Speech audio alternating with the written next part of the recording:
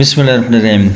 Junior বৃত্তি পরীক্ষা শুরু হবে 31শে ডিসেম্বর থেকে। কয়েকদিন আগেই আমি মান বন্টন প্রকাশ করেছি আমার এই চ্যানেলে। আর তারিখ দেখতে পাচ্ছি যে তারিখ ঘোষণা করেছে, সেটা তোমাদের ফলাফল দিচ্ছি। নিয়মিত আপডেট আমার এই চ্যানেল থেকে দেওয়া হবে। তোমরা যারা এখনও আমার চ্যানেলে যুক্ত হন তারা অবশ্যই আমার চ্যানেলে যুক্ত হবে।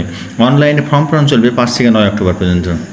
সেটা শুনানি সেবার মাধ্যমে প্রদান করতে হবে। সেটা স্কুলই করবে, তোমাদের এতে চিন্তিত হওয়ার কিছু নেই। কিন্তু যাই হোক, এটা জানো যে 5 থেকে 9 অক্টোবর পর্যন্ত।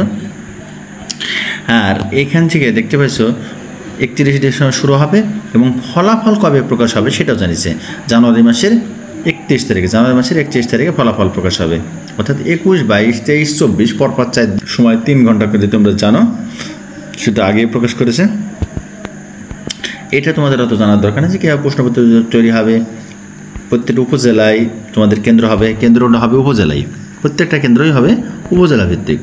উপজেলার বাইরে কোনো কেন্দ্র থাকবে না। ধরুন নম্বর বন্টন প্রকাশ করেছে কয়েকদিন আগে 14 তারিখে। সে নম্বর বন্টনে তোমাদের আমি দিয়েছি জুনিয়র বৃত্তি পরীক্ষা 2025 বিষয়ভিত্তিক প্রশ্ন কাঠামোর নম্বর বন্টন প্রকাশ করেছে। এতে বলা হয়েছে 4টি বিষয়ে 100 নম্বর করে পরীক্ষা অনুষ্ঠিত।